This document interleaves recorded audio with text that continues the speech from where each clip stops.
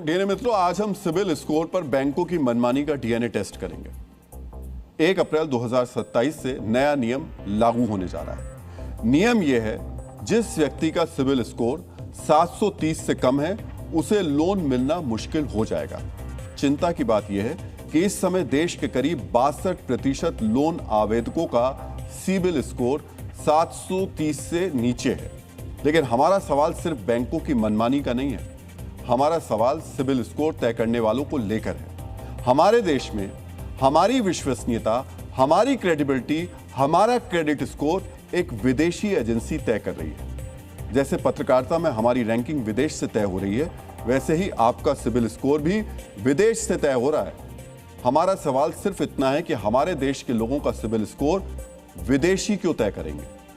मित्रों, हमने जिस तारीख का जिक्र किया उस तारीख यानी 1 अप्रैल 2027 से आरबीआई का नया एक्सपेक्टेड क्रेडिट लॉस यानी ईसीएल डायरेक्शन 2026 लागू होगा। ईसीएल बैंकिंग व्यवस्था में एक बड़ा बदलाव है, जिसका मकसद बैंकों को कर्ज डूबने का इंतजार करने के बजाय संभावित नुकसान का पहले से अनुमान लगाकर उसे रोकने का कदम उठाने के लिए बाध्य करना है। और इसी बदलाव के बाद भारत के 62% लोन आवेदकों के जीवन में एक विलेन की एंट्री हो जाएगी, जिसका नाम है सिबिल स्कोर। मित्रों, बैंकों से लोन लेने वालों के बीच ये सिबिल स्कोर काफी लोकप्रिय शब्द है। अक्सर लोन लेने के इच्छुक लोग बार बार अपना सिबिल स्कोर भी चेक करते हैं, क्योंकि यही तय करता है आपको किसी बैंक से लोन मिलेगा या फिर नहीं मिलेगा। हमारे देश में सिर्फ 7 करोड़ ग्राहकों का सिबिल स्कोर 730 या उससे ऊपर है, जो कि कुल कर्ज लेने वालों का एक बहुत ही छोटा हिस्सा है। इस नए नियम के कारण बैंकों की मुनाफे में करीब 42,000 करोड़ की गिरावट आने का अनुमान है। और सबसे हैरान करने वाली बात है, आपका क्रेडिट स्कोर तय करने वाली सभी कंपनियां विदेशी हैं। यानी अब विदेशी कंपनियां यह तय करेंगी भारत में किसको लोन मिल सकता है और किसको लोन नहीं मिल सकता है। मित्रों, सिबिल भारत की सबसे बड़ी क्रेडिट ब्यूरो कंपनी है, जो लोगों के लोन, ईएमआई और क्रेडिट कार्ड भुगतान का रिकॉर्ड रखकर उनका क्रेडिट स्कोर तय करती है। इस कंपनी की स्थापना साल 2000 में एसबीआई, एचडीएफसी और आईसीआई जैसे भारतीय बैंकों और वित्तीय संस्थानों ने की थी। वर्ष 2014 में एक अमेरिकी कंपनी ट्रांस यूनियन ने सिबिल में 55% की हिस्सेदारी खरीद ली।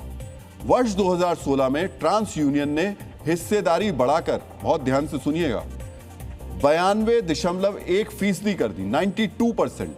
और इसी के साथ सिबिल पर पूरी तरह से एक अमेरिकी कंपनी का नियंत्रण हो गया।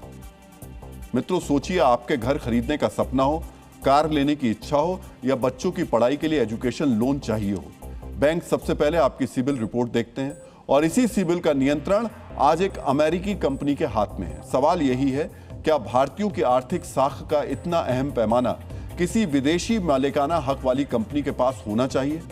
भारत में सिबिल समेत क्रेडिट स्कोर बनाने वाली 4 बड़ी कंपनियां हैं, लेकिन दिलचस्प बात यह है कि इनमें से एक भी पूरी तरह से भारतीय नहीं है। ट्रांस यूनियन सिबिल पर अमेरिका की कंपनी ट्रांस यूनियन का नियंत्रण है, जिसके बारे में हमने आपको विस्तार से बताया। क्रेडिट स्कोर बताने वाली दूसरी कंपनी इक्विफैक्स भी एक अमेरिकी कंपनी है और इसका मुख्यालय अमेरिका में है।